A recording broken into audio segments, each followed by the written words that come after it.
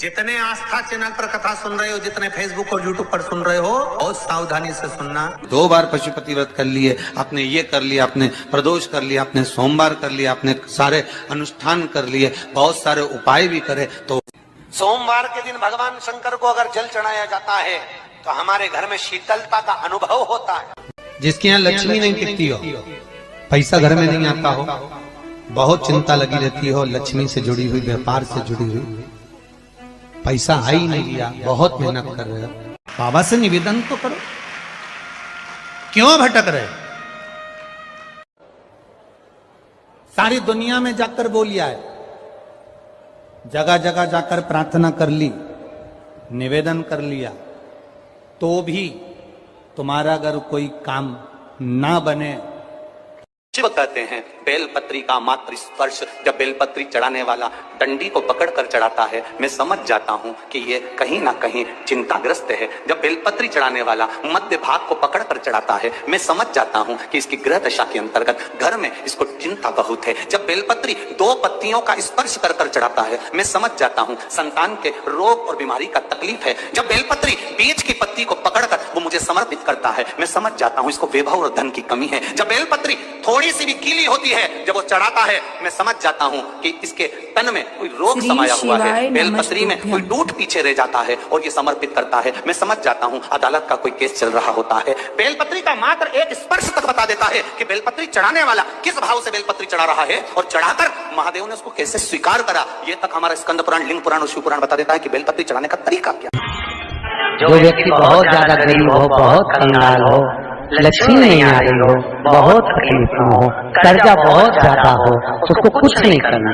सोमवार के सोमवार शाम के समय बेलपत्री के पेड़ के नीचे थोड़ी सी शक्कर या गुड़ डालकर एक दिया रखकर घी की बत्ती लगाकर जलाकर जाओ, अपने आप कर्जा चूकना चालू हो जाता है। कर्जा क्यों? माता लक्ष्मी को भगवान शिव ने कहा था, लक्ष्मी तेरा विवाह मैं भगवान नारायण के साथ कर रहा हूँ, तो नारायण के चरणों में तो रहेगी। पर एक बात याद रख, माता पार्वती के नयन अश्रु से प्रकट हुए बेलपत्र के नीचे शाम के समय पर तेरा निवास होगा। तो प्रतिदिन शाम के समय पर बेलपत्र के पेड़ के नीचे बैठकर नारायण की आराधना करेगी। जो तेरे नाम का दिया बेलपत्र के पेड़ के नीचे लगाएगा, उसका घर संपदा से भर जाएगा।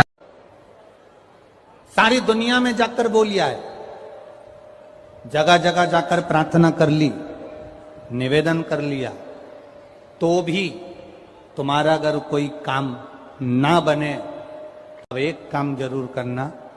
एक बेलपत्र, एक शमी पत्र, एक कनेर का फूल देवाधिदेव महादेव को प्रत्येक प्रदोष के दिन शिवजी को जल चढ़ाकर समर्पित करना प्रारंभ कर दो। 2 या 3 प्रदोष निकलेगी, मेरा देवाधिदेव महादेव तुम्हारी झोली खुशियों से भर दे निश्चित। अब उससे निवेदन करेंगे, प्राप्त होगा। शिव तत्व में जो सुख है वो सुख कहीं नहीं।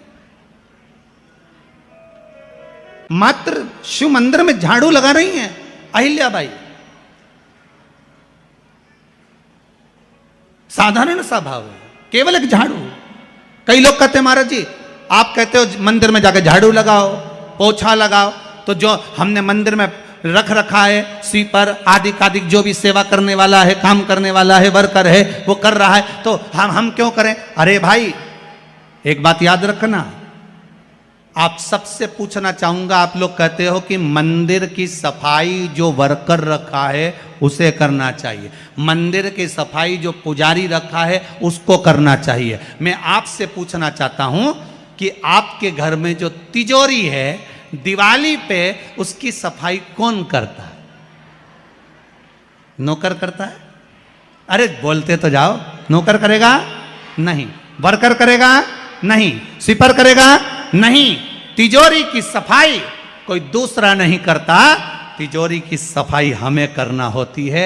उसी तरह मंदिर की सफाई ना पुजारी करे ना कोई वर्कर करे, जो दर्शन करने जाए वो करे, क्योंकि ये तिजोरी है हमारी। ये तिजोरी है हमारी, यहां से हमें मिलता है। ये मेरा देव अतिदेव महादेव देता है। मुख से किया जाता है, पर कभी कभी शरीर में कष्ट हो जाता है तो डायरेक्ट नली डाली जाती है, उससे लिक्विड दिया जाता है। जब बहुत जरूरी होता है तब नली नाक से लगाकर लिक्विड दिया जाता है, जिससे इसका शरीर वापिस काम करने लगे। उसी तरह कभी कभी महादेव को जल चढ़ाते चढ़ाते अशोक सुंदरी पर जब जल चढ़ाते हैं तो समझ लेना कि कुछ ना कुछ तुम्हारे लिए जरूर अच्छा होने वाला होता है। तब अशोक सुंदरी का जल कारगर। श्री धो लीजिए। आपकी कोई कामना है, आपका कोई भाव है, आपके हृदय की कोई बात है जो बहुत दिनों से लगे हुए हो, और बाबा हो सकता है कि किसी कारणवश पूर्ण ना हो रहा हो, कि जब आप पशुपति व्रत कर रहे हो या कोई नियम धारण कर रहे हो या कोई आपने नियम उठा रखा है और वो कार्य आपका हो ही नहीं रहा। आपने 2 बार पशुपति व्रत कर लिए, आपने ये कर लिया, आपने प्रदोष कर लिया, आपने सोमवार कर लिया, आपने सारे अनुष्ठान कर लिए, बहुत सारे उपाय भी करे तो भी नहीं हो रहा है। तो इस बीच वाली पत्ती पर शहद लगाकर बाबा का जो शिवलिंग है उस शिवलिंग को इसको छुआ दीजिए या उससे चिपका दीजिए और उस पर अपनी हथेली रखकर कामना कर कर वापिस घर को आ जाइए। बाबा आपकी वो मुराद शीघ्र 3 महीने के अंदर पूरा कर ही देता है। ये शिवाय नमस्तुभ्यम, सब बोलिए एक बार जमकर, श्री शिवाय नमस्तुभ्यम।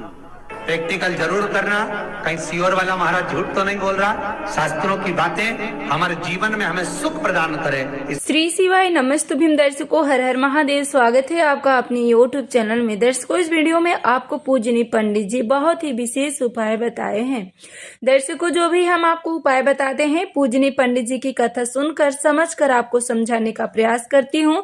इसलिए जो भी भाई बहन चैनल पे पहली बार आए हैं आप चैनल को जरूर सब्सक्राइब कर लीजिएगा। किसी बहन का कमेंट आ रहा था कि वो सोमवार का व्रत 16 सोमवार का व्रत कर सकती हैं, तो ध्यान रखिएगा इस समय आपको 16 सोमवार का व्रत नहीं करना चाहिए। यदि आपकी इच्छा हो तो आप उठा सकती हैं, पर जब भी आप 16 सोमवार का व्रत उठाइएगा किसी मनोकामना की पूर्ति के लिए, तो आप जो सावन का पहला सोमवार होता है उसी से 16 सोमवार का व्रत उठाया जाता है। यदि कोई बीमार है घर में बहुत ज्यादा, या दर्शकों नौकरी व्यापार के लिए धन संपदा के लिए भी आप इस व्रत को करना चाहते हैं, तो आपको वैशाख महीने के पहले सोमवार से कोई यह व्रत करना चाहिए। पूजनीय पंडित जी कहते हैं दर्शकों सोमवार का दिन बड़ा विशेष होता है। जैसे सोमवार हो, एकादशी हो, प्रदोष हो, अमावस्या हो, तो आप अपने घर के मुख्य द्वार पे एक घी का दीप जरूर